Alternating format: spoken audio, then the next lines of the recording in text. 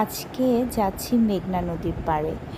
So এইটা হচ্ছে ভোলা দৌলতখানে, যেটা কিনা একটা উপজেলার মধ্যে নদীর পাড়ে খুব সুন্দর করে এরকম একটা পরিবেশ পাওয়া সত্যি মানে ভাগ্যের ব্যাপার।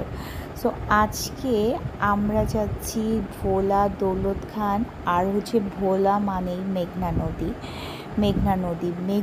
নদী বা ভোলার অঞ্চলের যে মানুষ তারা জানে কি পরিমাণ সুন্দর এখানে আকাশ আর নদী বলা চলে না, যেটা সমুদ্রের সাথে মিতালি হয় সবসময়ই।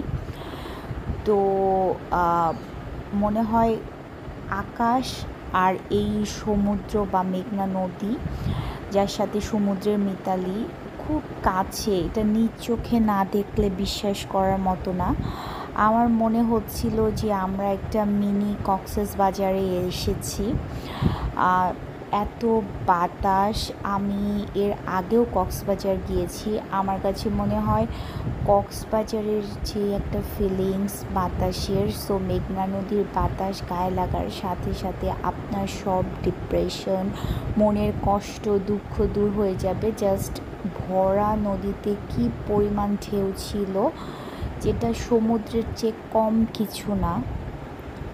তো যারা ভোলার মানুষ, বরিশালের মানুষ, তাদের তো কিছু বলাই নেই।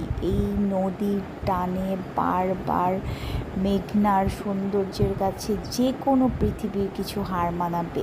এত শান্তি, এত প্রশান্তি, যেটা বলে বোঝানো যাবে না। মনে হচ্ছিল মেঘ আমার খুব কাছে। সো আশা করি ব্লগটা ভালো লেগেছে, আর